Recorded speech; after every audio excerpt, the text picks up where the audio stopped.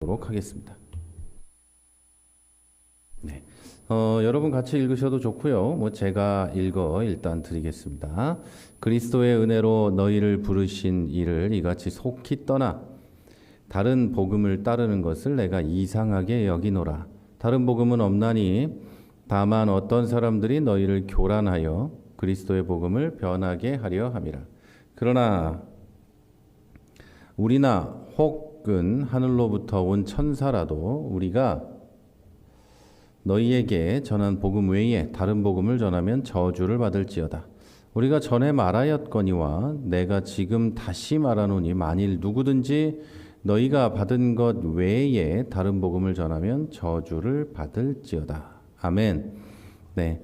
오늘 본문 말씀은요, 바울 사도가 갈라디아 교회에 보낸 편지 중에 일부입니다. 이 편지를 바울이 보냈고, 이 편지를 가지고 이제 사람들이 이제 여러 곳에서 읽어 본 것이죠. 이 당시 교회는 가만히 들어와서 어지럽히던 이 자들이 있었고, 그들이 이제 잘못된 복음을 전해서 바울은 그것에 대해서 경계를 하느라고 이렇게 강한 어조의 말을 했던 것이죠. 이단은 교회의 생존과 신앙의 순수성을 위협하는 가장 큰 문제 중 하나입니다. 여러분, 역사적으로 교회는 다양한 이단 사상들하고 싸워왔고요. 그 과정에서 정통 교리를 확립하고 보호하려는 노력을 기울여 왔습니다. 물론 이 과정에서 잘못된 이제 이단 사냥, 마녀 사냥 같은 이런 걸로 잘못된 일들이 일어나기도 했지만 이런 다툼 때문에 교회는 지금까지 안전하게 올 수 있었다고도 볼 수 있습니다. 그럼에도 불구하고 오늘날에도 이단 사상은 여전히 교회 안팎에서 활동하고 있고 성도들의 올바른 신앙생활을 혼란스럽게 만들고 있습니다. 여러분의 신앙생활이 혼란스러워지고 어려움을 겪고 하는 이유들이 여러분 책임도 요만큼 아주 작은 만큼 있지만 사실은 잘못된 가르침이 교회 안에 있고 잘못된 가르침이 교회 밖에 있고 이것저것 막 섞여가지고 이상한 가르침들이 막 있기 때문에 문제가 일어나는 것이죠. 특히 교회 안에 은밀하게 퍼지고 있는 이단 사상들은 더욱 위험합니다. 이미 알려진 신천지, 통일교, 구원파, 하나님의 교회, JMS, 몰몬교, 여호와의 증인 이런 것들은 비교적 쉽게 구분할 수 있습니다. 자기가 하나님이라고 하고 재림 예수라고 하는데 정상적인 신앙생활을 하고 있는 사람들이라면 그것을 구분해내는 것은 크게 어려운 일은 아니라고 저는 생각을 합니다.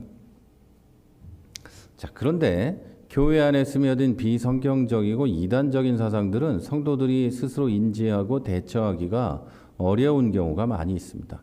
정통교회에 이 간판이 붙어 있고 우리 교회라고 한다면 기독교 한국 침례회라는 간판이 붙어 있고 그 안에서 이제 사람들이 다 같이 신앙생활을 하고 있는데 그 안에 잘못된 말씀이 전해지면 이제 사람들은 구분을 할 수가 없게 되는 거죠. 이런 사상들은 성경적이고 경건해 보일 수도 있지만 본질적으로는 성경의 진리를 왜곡하고 교회의 건강한 성장을 방해하는 경우가 대부분입니다. 자, 그래서 이번 장에서는 현대 교회 안에 스며들어 있는 4가지 주요 이단 사상을 살펴보려고 합니다. 펠라기우스주의, 로마 가톨릭주의, 종교다원주의, 신사도운동, 신사도주의라고도 부르는 이 4가지 사상을 중점적으로 다루려고 합니다. 자, 이 사상들은 각각의 특성과 위험성을 가지고 있고 교회와 성도들에게 심각한 영향을 미칠 수 있다는 점에서 여러분께서 잘 들어주셨으면 합니다. 자, 펠라기우스주의는 인간의 자유의지와 노력으로 구원을 얻을 수 있다는 교리입니다. 그래서 하나님의 은혜를 부정하거나 축소시키는 문제를 가지고 있고요. 로마 가톨릭주의는 전통과 교황의 권위를 성경과 동등하게 여겨요. 그래서 성경적 권위에 성경의 절대적 권위를 훼손합니다. 또 종교다원주의는 모든 종교가 구원의 길을 제공할 수 있다는 사상으로 예수 그리스도의 유일성을 부정합니다. 자, 신사도 운동은 새로운 계시와 예언을 강조해서 성경의 완전성과 종결성을 부인하는 위험을 초래합니다. 자, 그래서 오늘 이 장을 통해서 이 세 번째 시간을 통해서 교회 안에 숨겨진 이단 사상들을 좀 경계하고 성경의 진리에 굳게 서는 그런 과제를 우리가 안게 됐습니다. 자, 이번 강의가 여러분에게 이단 사상에 대한 명확한 이해와 경각심을 심어주고 이 개인의 신앙을 지키고 교회를 보호하는데 도움이 되는 시간이 되기를 바랍니다. 자, 여러분, 이단의 가장 큰 문제는 이 성도들이 가진 올바른 복음과 교리를 희석시킨다는 거예요. 성도들을 올바른 것에서 벗어나게 만든다는 거죠. 만약에 그렇지 않다면 우리가 이단에 대해서 배우고 경계할 필요가 없습니다. 자기들끼리 그러고 있다면 아무 문제가 없는 거예요. 그러거나 말거나. 우리가 안타까운 마음은 있지만 그냥 놔둬도 되는데, 문제는 그런 사상들이 자꾸 교회 안으로도 들어오고 그런 사람들이 유명해지고 그래서 교회 안으로 들어와서 교회가 흔들리고 성도가 흔들리게 된다는 거예요. 타종교에 대한 태도와 이단에 대한 태도가 달라야 되는 이유가 여기에 있습니다. 예를 들어서 이슬람과 불교는 우리의 올바른 복음을 지키는데 직접적인 위협이 전혀 되지 않습니다. 오히려 그들을 위해서 기도하고 복음을 전하려는 열정이 생길 뿐이죠. 그러나 이단은 달라요. 이단은 그리스도의 몸된 교회를 무너뜨리려고 하기 때문에 반드시 경계하고 또 경계하며 교회를 지켜야 합니다. 자, 이단은 크게 두 부류로 나눌 수 있습니다. 하나는 이미 정통교회에 의해서 이단으로 정죄된 집단입니다. 우리가 이제 다음 시간, 이 장이 끝나면 다음 시간에 배우게 될 예를 들면 신천지, 통일교, 구원파, 하나님의 교회, JMS 이런 것들은 우리가 사실 너무나 많이 크게 그렇게 경계해야 될 이유는 없어요. 왜냐하면 그냥 봐도 자기가 뭐라고 하는데 그걸 누가 그러겠어요? 그런데 다른 하나가 더 문제가 있습니다. 다른 하나가 바로 교회 안에 알게 모르게 들어와 있는 비성경적이고 이단적인 사상을 말합니다. 사실 여러분께서 더욱 열심히 경계해야 되는 것은 후자입니다. 자, 전자는 이미 알고 있기 때문에 대처하기가 비교적 쉽습니다. 앞으로 배우면서 그 정확한 내용을 더 자세히 알게 되면 여러분은 훨씬 더 쉽게 대처할 수 있습니다. 그러나 교회 안에 들어온 사상은 여러분 스스로 알고 대처하기가 쉽지 않습니다. 이제 저는 교회 안에 들어온 가장 위험한 이단 사상 4가지를 말씀드리려고 하고요. 여러분 주의 깊게 들으시고 스스로 경계하고 영혼을 지키고 여러분이 잘 공부해서 여러분 주변에 계신 분도 지키고 우리 교회도 지키고 하는 그런 분들이 되시기를 바랍니다. 제가 오늘 준비는 많이 했기 때문에 오늘 다 할 수 있으면 좋겠지만 만약에 못하더라도 그 다음 주에 또 하고 하면 되니까 우리 이제 펠라기우스주의를 시작해 보도록 하겠습니다. 자, 펠라기우스주의는요, 제가 사실은 이 PPT를 안 하고 오늘 얼굴을 보면서 하고 교재만 드리려고 하다가 만들어 놔서 그냥 하고 있는 겁니다. 여러분 교재도 제가 드렸는데요. 그걸 이제 보시면서 하셔도 되고 나중에 읽어 보셔도 되고 하면 됩니다. 여러분 편하신 대로 하시라고 오늘은 오늘 그냥 유튜브로만 하고 있는데요. 자, 이제 펠라기우스주의를 좀 보겠습니다. 우리 지난 시간에도 펠라기우스주의를 좀 말씀드렸는데 이 펠라기우스주의는 굉장히 위험한 사상입니다. 자, 5세기에 영국 출신의 수도자 펠라기우스와 또 그의 추종자들에 의해서 만들어진 것, 이것이 바로 펠라기우스주의입니다. 이 펠라기우스는 로마에서 활동을 했고 인간의 자유의지와 도덕적 책임을 강조하는 사상을 펼쳤습니다. 뭔가 조금 나중에 뭔가 문제가 있으면 다시 설명을 드릴게요. 그의 가르침은 아우구스티누스와의 논쟁을 통해서 이단으로 정죄되었고 그런데 그 이후에도 다양한 형태로 교회 안에 영향을 미치게 됩니다. 특히 반펠라기우스주의라는 형태로 되살아나서 이 중세와 현대 교회에 이르기까지 다양한 형태로 존재해 왔습니다. 이 반펠라기우스주의는 말씀드렸죠. 반대하다, 반대다 이게 아니라 절반을 말하는 거예요. 펠라기우스주의 비스무레한 이런 뜻입니다. 세미 정장하면 정장 비스무레한 이런 거잖아요. 옛날에 쓰던 말이지만 그런 거라고 보시면 되겠습니다. 자, 펠라기우스주의가 가지고 있던 주요한 신학적 논점이 있습니다. 첫째는 자유의지가 있어요. 자유의지. 자, 펠라기우스는 인간의 자유의지를 강조했습니다. 그래서 인간이 자기 의지와 노력으로 선행을 행하면 구원을 얻을 수 있다고 주장했어요. 그는 인간의 본성이 근본적으로 선하고 아담의 죄가 후손들에게 유전되지 않는다 이렇게 봤습니다. 자, 그리고 두 번째로는 원죄를 부정했습니다.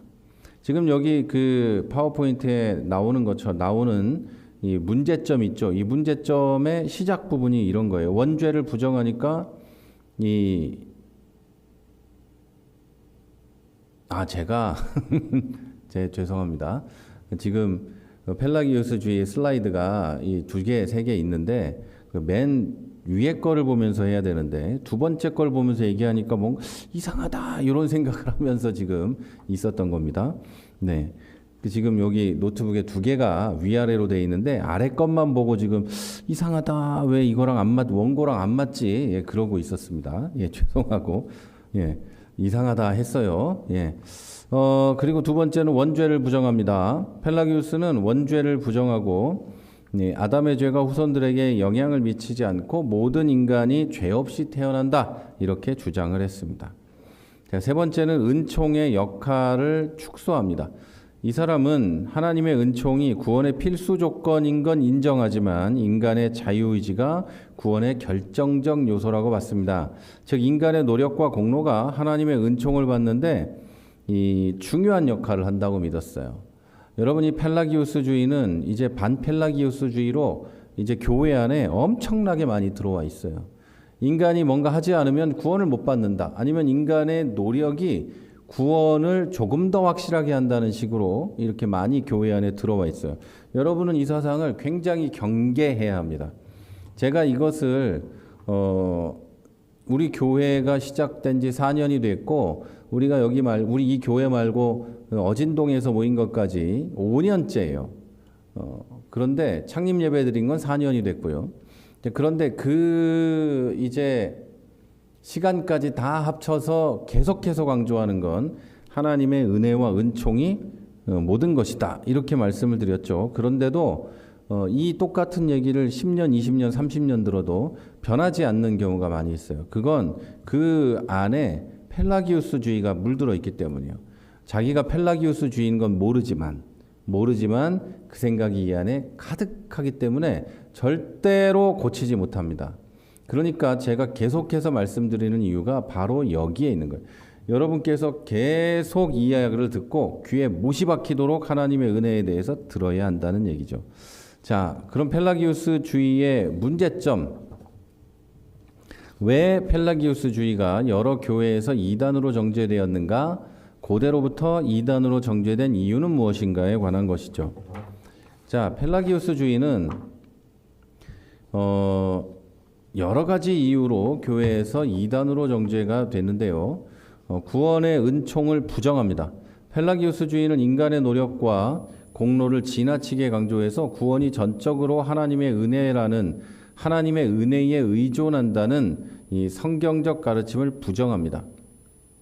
하나님의 은혜가 사람 반, 아니면 점점 믹스해가지고 이렇게 해요. 자, 그리고 두 번째, 인간 본성에 대한 오해를 합니다. 펠라기우스는 인간의 본성이 근본적으로 선하다고 주장합니다. 그런데 성경은 인간이 본질적으로 죄인이고 구원을 위해 하나님의 은혜가 절대적으로 필요하다고 가르칩니다.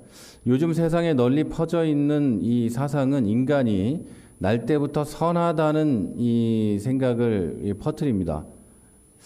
그러면서 그 근거에 대해서는 잘 설명을 못 하는데 제가 오늘 시간이 없어서 이런 설명까지 해야 될지는 모르겠지만 좀 설명을 드리자면 인간은 근본적으로 선하다. 라고 이야기할 때 인간이 근본적으로 선하단 말은 세상적인 철학과 과학에서는 성립되지 않습니다. 말하자면 인간이 태어날 때부터 선하다, 인간이 자연인 상태에도 선하다, 뭐 이런 말은 사실은 통용되지 않습니다. 여러분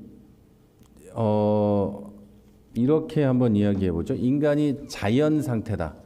이런 사회에 구속된 상태, 한 국가에 소속된 상태가 아니라 인간이 그냥 자연에 속해 있는 자유로운 상태다라고 할 때는 선과 악의 개념이 없습니다.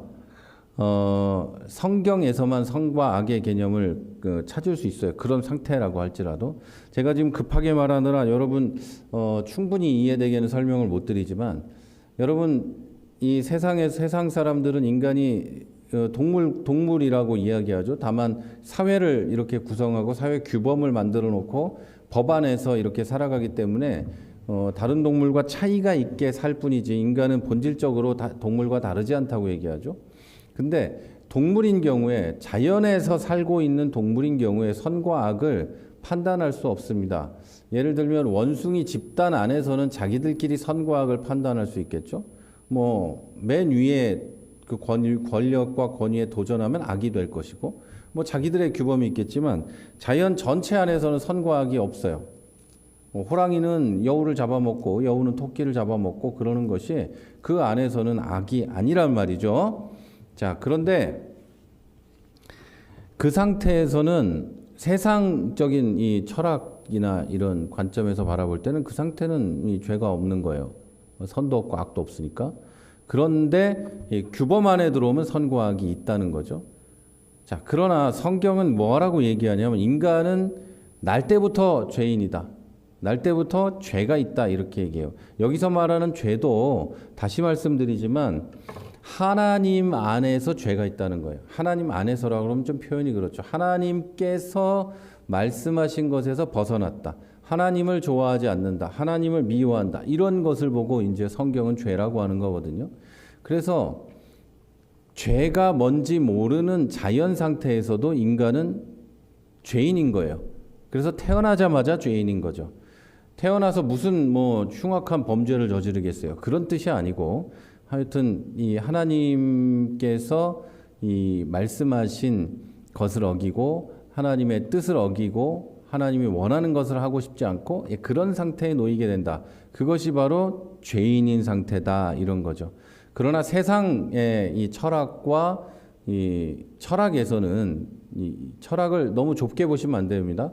생각하는 모든 것들을 보고 철학이라고 하니까 그런 철학에서는 인간의 이 상태를 자연 상태에서는 죄라고 규정할 수가 없습니다.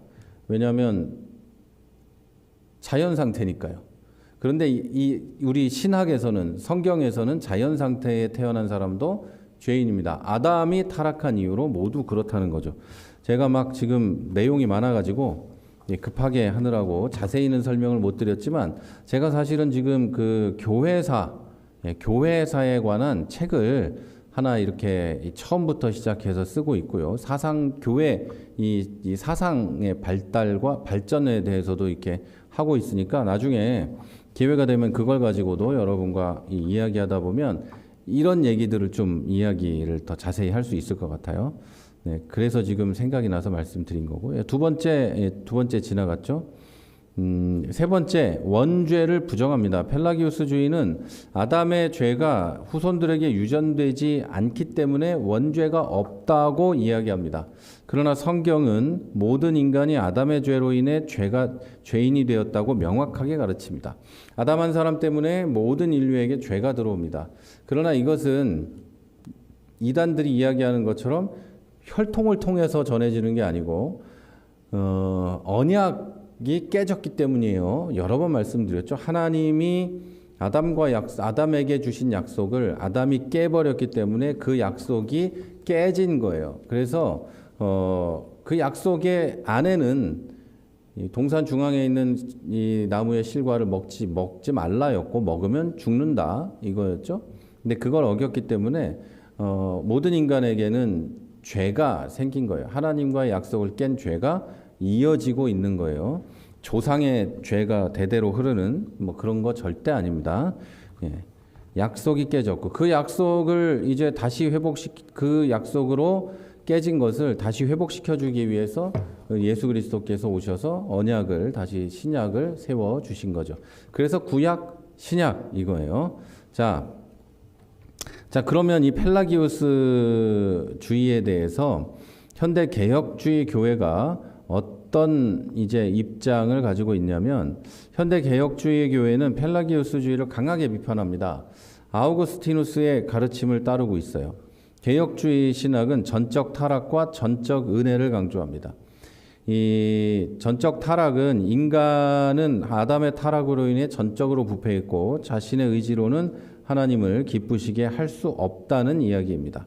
그리고 전적 은혜는 이런 전적으로 타락한 상태의 인간을 하나님의 은혜로만 구원할 수 있다는 얘기예요. 구원은 오직 하나님의 은혜로만 주어지며 인간의 행위나 공로가 아니라 이 믿음으로 말미암아 의롭다함을 얻는다는 이야기입니다.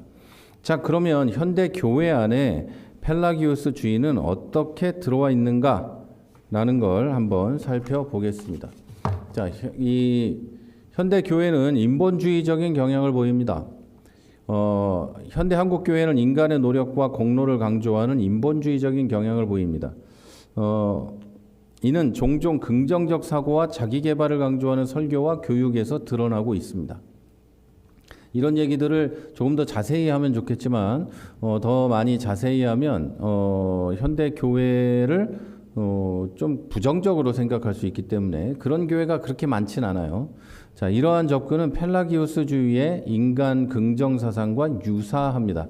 그런데 여러분 여기서 인본주의에 대해서 잘 한번 생각해야 될 것은 인간이 근본이다. 뭐 이런 주의이기 때문에 하나님도 인본주의자다.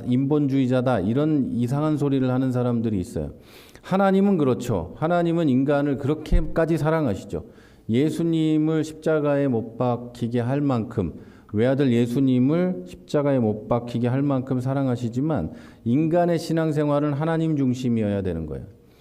그래서 하나님을 인본주의자다라고 이야기할 수도 있겠지만 그런 식으로 하면서 인간이 인간 마음대로 신앙생활을 하는 것은 절대 성경적이지 않습니다. 말장난이에요, 말장난. 자, 두 번째 행위구원론이 있습니다. 일부 교회에서는 여전히 선행과 공로를 구원의 조건으로 삼는 행위구원론이 강하게 자리 잡고 있습니다. 자, 이것은 구원이 오직 하나님의 은혜로 이루어진다는 개혁주의 신학에 반대하는 것이죠. 자, 그리고 세 번째는 목회자 영웅화가 있습니다. 목회자를 신격화하거나 목회자를 영웅처럼 떠받드는 경우가 있어요. 요즘 성도들은 목사나 유명한 기독교인을 따르는 것을 당연하게 생각하는 경향이 있습니다. 그들의 설교를 듣고 책을 읽어요. 여기까지는 좋습니다. 잘하는 거죠. 그러나 칭송합니다. 하나님의 자리에 그런 사람들이 있는 거예요. 그리고 그 사람들이 원하지 않아도 신격화된 자리에 올라가 있는 거예요. 성경은 한 줄도 안 읽으면서 이 사람들이 쓴 책을 마치 성경처럼 매일 읽어요. 여러분, 너무너무 잘못된 거예요. 기독교 방송 신문을 봐도 하나님이 아닌 사람들과 그들의 인생 얘기만 가득합니다.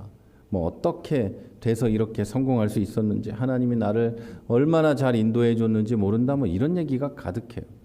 말끝에는 하나님의 은혜라고 붙이기는 하지만 그들이 얼마나 노력을 해서 성공했는지를 보면서 하나님을 찬양하는 사람이 얼마나 되겠습니까? 교회는 하나님께만 영광을 돌려야 합니다. 자, 인간을 높이려는 모습은 선악과를 먹던 아담과 하와의 교만한 마음과 닮은 거예요. 신학자 칼 바르트는 죄의 가장 뚜렷한 양상은 인간이 하나님처럼 높아지려고 하는 교만이라고 했어요. 여러분, 인간이 하나님처럼 높아지려고 하는 이 교만이 아담부터 시작된 죄의 뚜렷한 양상인 거예요.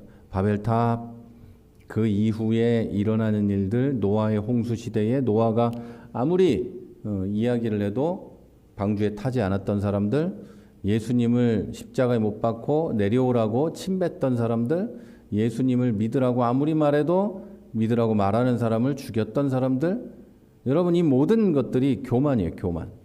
교만에서 와서 그래요. 여러분, 정통 교회는 원죄와 인간은 하나님 앞에서 선을 행할 가능성이 전혀 없다는 전적 부패 교리가 성경의 진리라고 믿습니다. 마치 인간에게 어떤 선한 것이라도 있는 것처럼 서로 사람을 높이고 사람의 업적을 칭송하는 행위는 분명하게 죄입니다.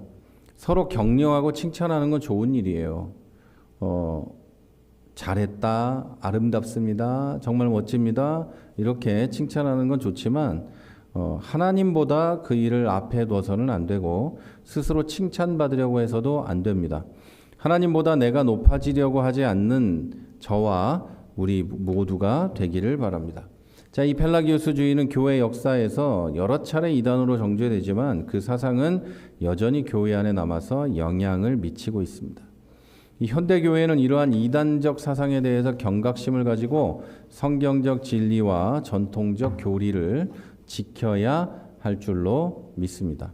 자, 성도들은 하나님의 은혜에 의지하고 인간의 공로와 행위가 아니라 오직 예수 그리스도의 구속 사역을 통해 구원을 얻는다는 믿음을 굳게 지켜야 합니다. 교회는 성도들이 올바른 신앙 안에서 성장할 수 있도록 성경적 교리와 교육을 강화하고 펠라기우스주의와 같은 이단적 사상이 교회에 스며들지 않도록 주의해야 합니다. 자, 여러분, 이런 사명을 감당하시고 자신과 가정 그리고 교회를 지키는데 힘쓰시기를 부탁드립니다. 자, 그리고 벌써 반이나 지나갔는데요. 이제 로마 카톨릭주의에 대해서 같이 이야기를 해보겠습니다. 로마 카톨릭 자체를 제가 지금 평가하는 게 아닙니다. 개신교에 들어와 있는 우리 개혁주의 기독교에 들어와 있는 로마 카톨릭주의에 대해서 이야기를 하는 거예요. 자, 로마 카톨릭주의는 우리가 흔히 알고 있는 수준을 훨씬 뛰어넘는 문제를 안고 있어요. 이 문제가 여러분 로마 카톨릭 교회에 다니는 사람들은 다 지옥 간다는 의미의 얘기가 아닙니다. 그렇게 이 잘못 생각하는 사람들이 많이 있는데요. 천주교회를 다녀도 천국 갈 사람들은 가죠. 왜 못 가요? 예수님을 믿으면 가겠죠. 그러나 잘못 믿고 왜곡되게 믿으면 못 가겠죠. 그건 개신교, 기독교 안에 있어도 마찬가지예요. 예수님을 잘 믿으면, 잘이라는 게 뭐 열심히 믿는 게 아니라 올바르게 예수 그리스도를 믿으면 당연히 구원을 받겠죠. 그러나 그렇지 않다면 당연히 구원을 받지 못합니다. 저는 그런 말을 지금 하려는 겁니다. 자, 종교개혁자들은 4가지 중요한 원칙을 주장했습니다. 그중 2가지는 이미 언급한 솔라 그라티아 그리고 솔라 피데입니다. 그라티아 은혜, 피데 믿음. 자, 솔라 오직 뭐 그런 뜻이에요. 그래서 오직 믿음, 오직 은혜라는 뜻이죠. 나머지 2가지는 솔라 스크립투라 그리고 솔루스 크리스투스입니다. 솔라 스크립투라는 이 스크립처라고 하는 성경 말씀을 말하는 거고요.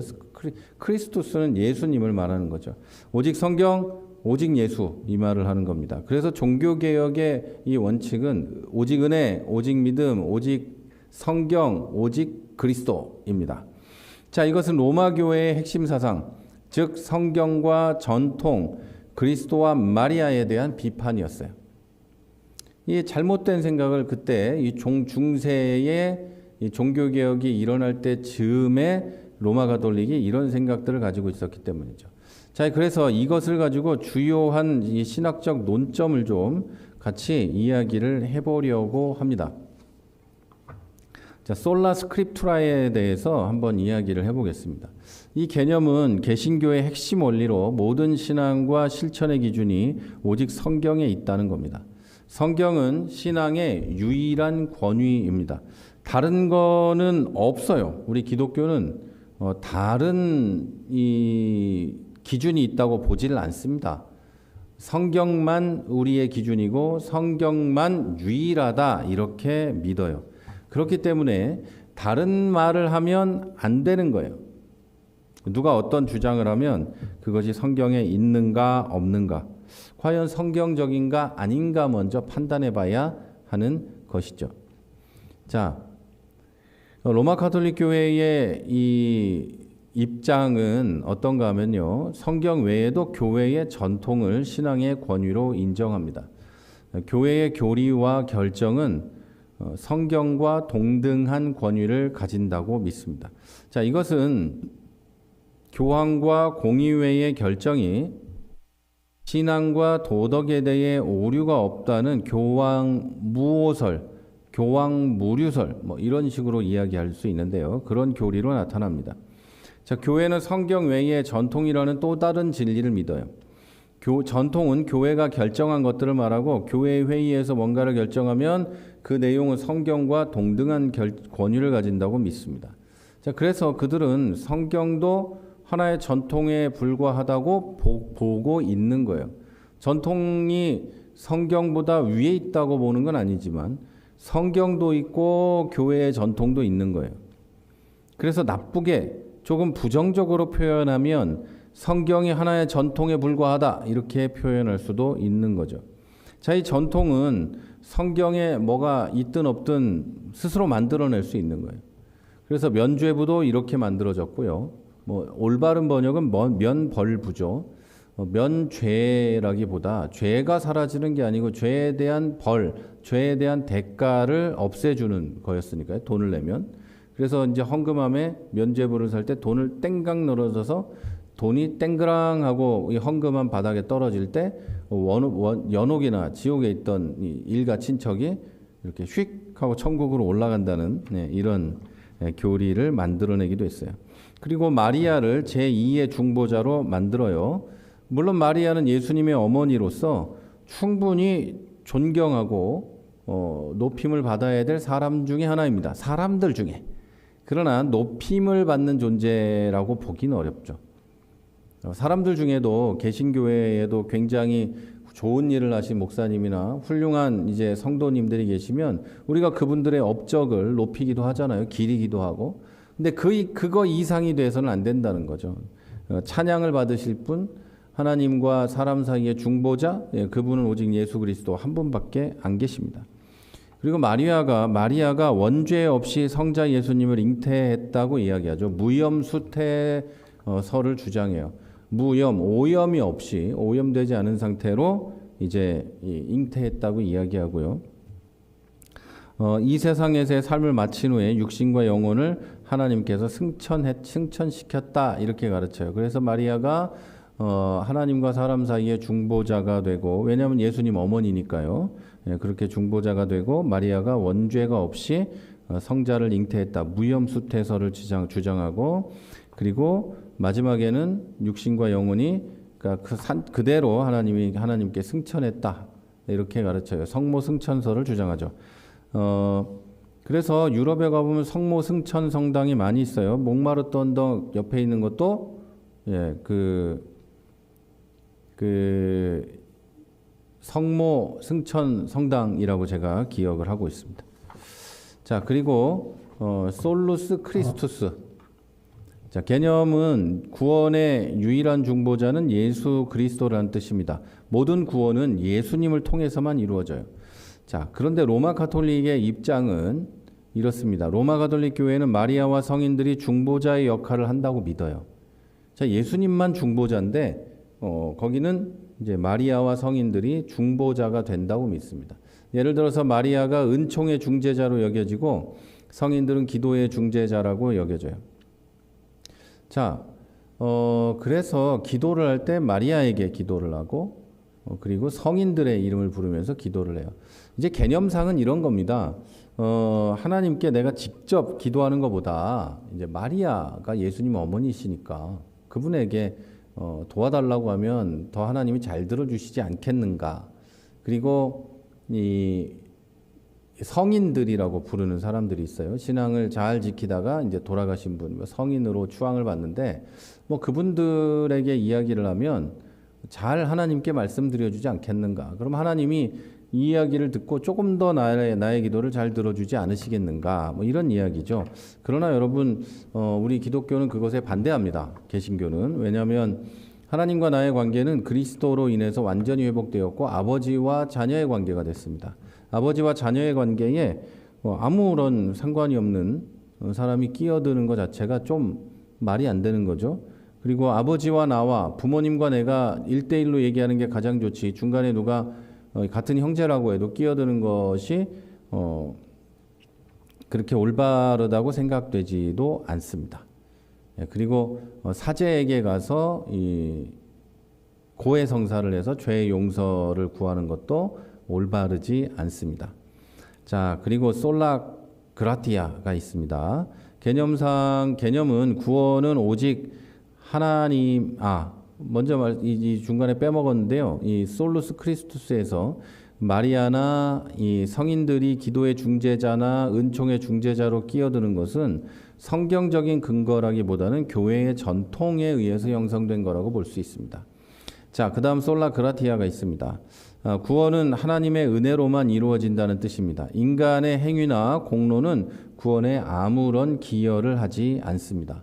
자, 로마 가톨릭 교회의 입장은 로마 가톨릭 교회는 구원에 있어서 은총과 더불어 인간의 협력이 필요하다고 가르칩니다. 말하자면 은총은 필수이지만 인간의 선행과 공로도 구원의 과정에서 중요하다고 봅니다.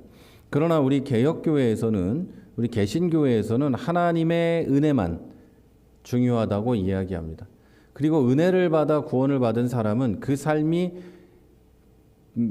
변해서 하나님 은혜에 감사하는 삶을 살아가고 선한 행위를 하고 이 교회와 하나님의 나라의 공로를 뭐라고 할까요? 이 봉사와 헌신을 통해서 이 공로를 쌓을 수 있다. 이렇게 보는 거예요. 그러나 그게 천국에 가는 것과는 상관이 없는 거죠.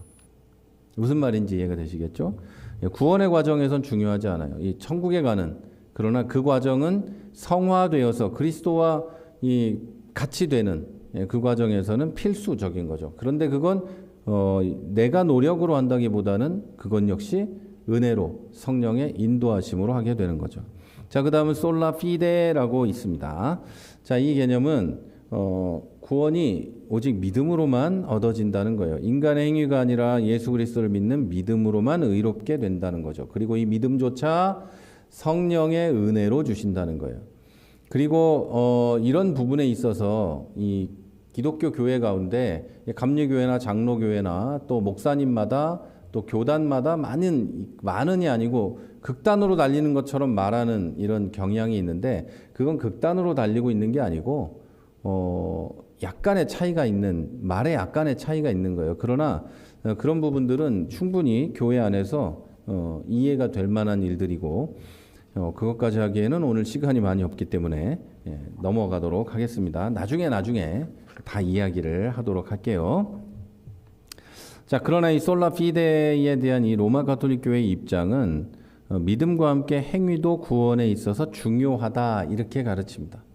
믿음과 선행이 함께 구원을 이루는 중요한 요소로 간주되고 있는 것이죠. 이건 지난주에도 말씀드렸던 무슨 공의회들이 있죠. 이건 이제 이거는 트리엔트 공의회에서 공식화됐습니다. 자, 그러면 로마 가톨릭 교회의 이 문제점을 좀 말씀을 드리도록 하겠습니다. 로마 교회는 성경 외에 전통이라는 또 다른 진리를 하나 더 가지고 있습니다. 전통은 물론 여러분이 전통이라는 게, 이 교회의 전통이라는 게 나쁜 건 아니에요. 그러나 그게 진리라고 봐서는 안 된다는 거죠. 그 교회의 전통이 성경과 비교해서 성경이라는 그 하나님 권위 있는 유일한 계시의 말씀에 비추어서 이 전통이 옳은가 그른가를 판단해야 되는 거예요. 한국 교회도 또 개신교회도 전통이라는 게 있죠. 그 전통은 언제나 성경에 비추어서 인정되거나 배격되거나 해왔다는 거죠. 그러나 이 로마 가톨릭 교회는 성경에 비추어서 전통을 이렇게 판단하지 않는다는 게 문제가 있는 거예요. 로마 가톨릭 교회에도 올바르고 아름다운 전통들이 있습니다. 그게 하나도 없다는 게 아니에요. 오늘은 문제점을 얘기하는 거기 때문에 그 얘기를 하지 않는 것일 뿐이에요. 그러나 전통을 성경에 비추어서 이해하지 않는다면, 그리고 평가하고 판단하지 않는다면, 그것은 여러분 이 문제가 있는 거라고 볼 수 있습니다. 전통은 교회가 결정한 걸 가리키는 것이고, 교회의 회의에서 뭔가 결정하면 그 내용이 성경과 동등한 권위를 갖게 되는 거예요. 그래서 이 문제가 이제 이 종교개혁을 불러일으켰고 그 문제가 지금까지 계속되어 오는 거죠. 이 전통은 뭐라도 만들어낼 수 있는 거예요. 올바르지 않은 사람들이 면죄부도 만들고 뭐도 하고 할 수 있게 되는 거죠. 그래서 성경의 권위를 이제 넘어서는, 그래서 만약에 잘못된 교황이 잘못된 결정을 내리면 그것으로 모든 사람에게 문제가 생기는 일이 일어나 버리게 되는 거예요. 제 로마 교회가 이것만 봐도 성경적이지 않은데 교황을 정점으로 완전한 1인 독주 체제를 갖추고 있어요. 그래서 교황이 오류가 없다는 교리로 무장하고 있어요. 그래서 이는 로마 가톨릭 교회에서 교황이 전 기독교의 머리가 되고 신앙이나 도덕에 관여해서 교황 좌에서 장엄하게 결정을 내리면 그 결정은 성령의 특언으로 보증되고, 그렇기 때문에 결단코 오류가 있을 수 없다고 얘기하는 거예요. 근데 이걸 이제 몇몇 이제 개신교 목사님들은 잘못 알아서 교황이 이제 무슨 말만 하면 전부 오류가 없어진다, 뭐 이런 얘기를 이제 이 로마 가톨릭이 주장한다고 이야기를 하시는데 그런 건 아니고요. 교황이 교황 좌에서 이제 그 성 베드로 성당의 교황 좌에 앉아서 말씀 몇 번 드렸죠. 햇볕이 쫙 내리치는 이 교황 좌에 앉아서 이제 교황이 어떤 결정을 선언하게 되면, 그렇게 되면 그 결정이 성령님의 특별한 은총, 특은으로 보증이 되기 때문에 오류가 없다고 믿는 거예요. 근데 그 결정을 뭐 아무렇게나 막 하는 게 아니겠죠. 근데 과정이 있는데 올바른 결정도 당연히 할 때가 있겠죠. 그러나 올바르지 않은 결정을 할 때도 많이 있어요. 그래서 이제 문제가 생기곤 하게 되죠. 문제가 생기곤 합니다.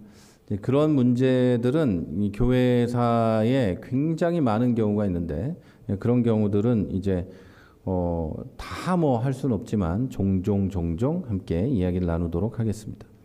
자, 이것에 의해서 성모 마리아의 원죄 없는 잉태, 무염수태와 성모 승천 교리가 생겨나게 됐죠. 이 거대한 로마 가톨릭은 온 세계의 정치, 경제, 문화 모든 분야에 영향력을 행사하고 있어요. 그래서 여러분, 한국 교회도 이런 것들을 받아들일 때가 꽤 많이 있어요. 자, 현대 개혁주의 교회가 로마 가톨릭에 대해서 어떤 입장을 갖고 있는지를 보겠습니다. 물론 로마 가톨릭이 긴 세월 동안 쌓아온 신학적 깊이와 유산, 그리고 역사적 지속성과 문화적 영향력을 부정해서는 안 됩니다. 우리 개신교도 하늘에서 뚝딱 떨어진 게 아니라 로마 가톨릭을 개혁해내려고 노력하다가 생겨난 것이 우리 개신교예요. 그것까지 부정하지는 않습니다. 그리고 초기 교회사의 모든 부분은 우리 신학의 모든 부분은 이 로마 가톨릭 신학과 공유하는 게 굉장히 많은 거예요. 그러나 로마 가톨릭의 옳지 않은 교리까지 인정하고 받아들여서는 안 되는 거죠. 개신교는 로마 가톨릭과 하나가 돼서는 안 됩니다. 하나가 될 수는 없어요. 그러나 그들과 대화를 하고 세상에서 일어나는 공동의 사회적, 윤리적 문제에 대해서는 신학적으로 대화하고 함께 해결책을 찾아 나갈 수 있어요. 하나가 되는 하나의 종교가 될 수는 없지만 세상에 일어나는 문제들에 대해서 대화하고 해결해 나갈 수는 있다는 거죠. 자, 이것은 상호 이해와 존중을 바탕으로 해야 되지만 교리적 일치를 추구해서는 안 됩니다. 일부에서 벌이는 교회 일치 운동이 있어요. 에큐메니즘 또는 에큐메니컬 운동이라고 하는 운동이 있는데, 이건 개신교와 로마 가톨릭 교회 간의 관계를 개선하려는 노력의 일환으로 진행되고 있지만 그 안에 좀 문제들이 좀 있어요. 교리적 차이를 인정하지 않을 수가 없는 거예요.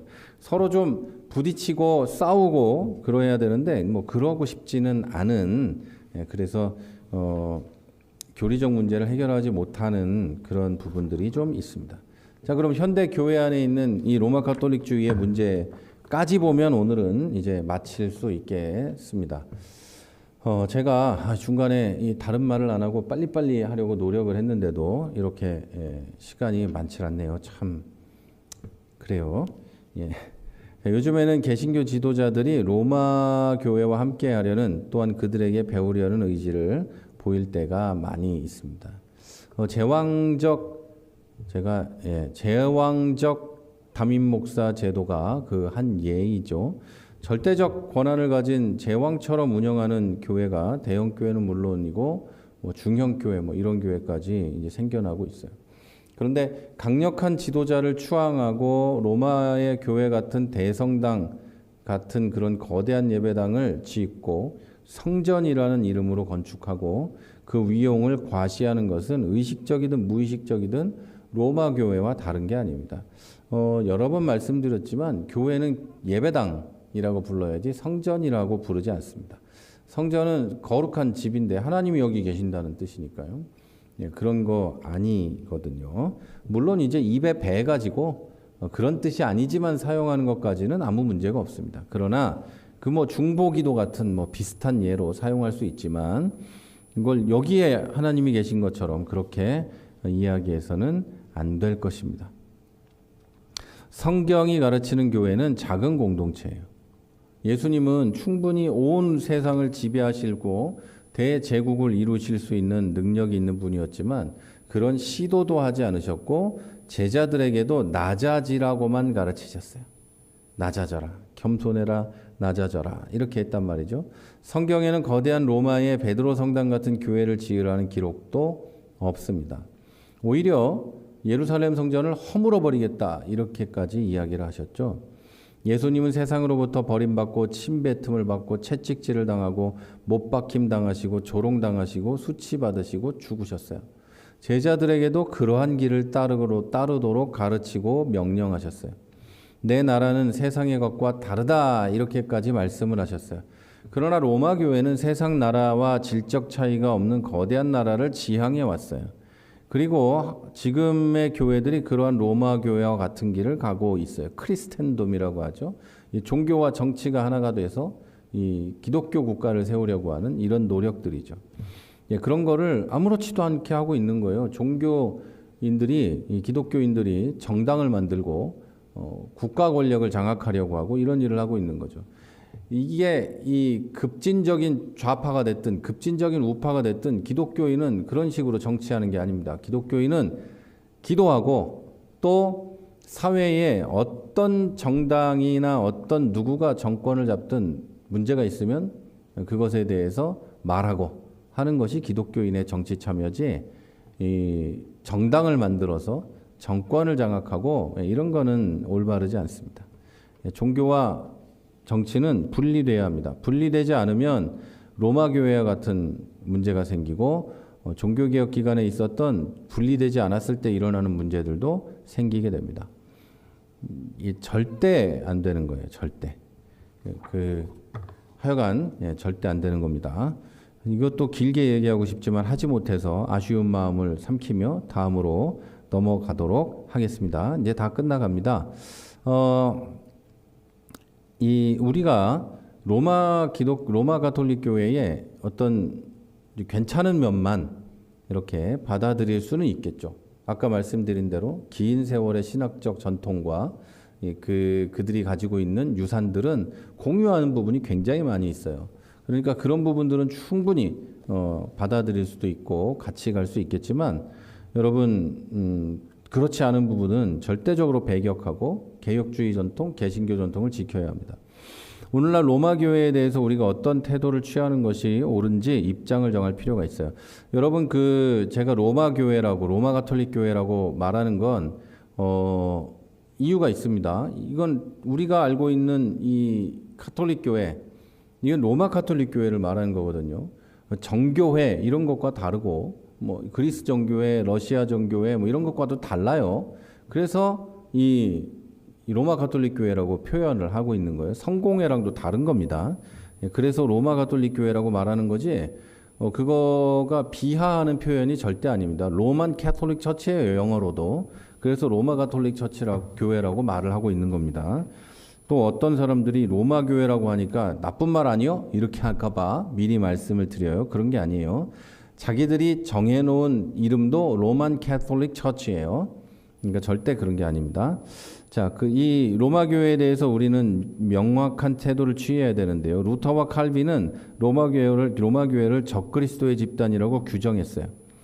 그런데 칼빈의 정신을 계승하고 있는 오늘날의 개혁교회는 더 이상 로마 교회를 경계하지 않습니다. 저는 그들을 적그리스도 집단이라고 보진 않습니다만, 그러나 칼빈의 시대와 루터의 시대에는 그렇게 바뀌었죠. 서로 이제 죽이고 막 죽이는 전쟁이 있던 시대니까 그렇게 이해했겠죠. 그러나 제가 그렇게까지 보지는 않습니다. 그런데 이 로마 교회의 내용을, 그 신학적인 잘못된 내용들을 받아들이는 경우들이 많이 있어요. 종교개혁 시대보다 로마 교회는 지금 더 많은 전통들이 쌓이면서 비성경적인 면이 굉장히 많이 늘어나고 있어요. 이에 대해서 하나하나 언급할 시간이 부족한 것이 좀 아쉽고 해요. 그럼에도 불구하고 그들과 더 가까워지려는 일부 개신교의 태도, 소위 진보라고 하는 것, 보수라고 하는 이 장로교 일부 교단의 모습은 사실 저로서는 이해하기가 많이 어렵습니다. 그리고 이 부분에 동의하지 않는 이 저와 같은 생각을 가진 개신교의 학자들과 목사님들도 대다수입니다. 자, 로마 교회와의 차이를 분명히 확인하고 우리가 선을 긋지 않으면 거대한 로마 교회 체계와 그들의 잘못된 교리에까지 동화될 가능성이 생깁니다. 여기서 우리가 더 조심하고 또 조심해야 할 것이라고 믿습니다. 우리 이제 다음 주엔 여기까지 하고요. 오늘은 다음 시간에는 종교다원주의에 대해서 배우고 그리고 신사도 운동에 대해서까지 배우면 이제 현대 교회 안에 있는 이단에 대해서는 이제 대략적으로 끝나고요. 그 다음이 되면 이제 우리나라 유명한 이단들에 대해서, 우리나라에 들어와 있는 이단들, 우리나라에서 자생한 이단들에 대해서 좀 배워가도록 하겠습니다. 그리고 다음 주에는 이 저희 가정이 휴가를 갔다 오기 때문에 한 주 쉬도록 하겠습니다. 여러분께서도 평안하게 좀 쉬시고, 날도 덥고 장마도 있는데 좀 쉬시면서 수요일 저녁도 보내시기를 부탁드립니다. 네. 여러분 평안하시고, 오늘 이 유튜브로만 하니까 좀 여러분 편안하게 하시라고 했는데 아쉬운 면이 있네요. 얼굴이 뵙는 분이 안 계셔서 좀 아쉬운 면이 있어서 다음에는 얼굴을 보면서 할 수 있도록 또 준비하겠습니다. 네, 오늘도 수고 많이 하셨습니다. 네, 제가 기도하고 마치도록 하겠습니다.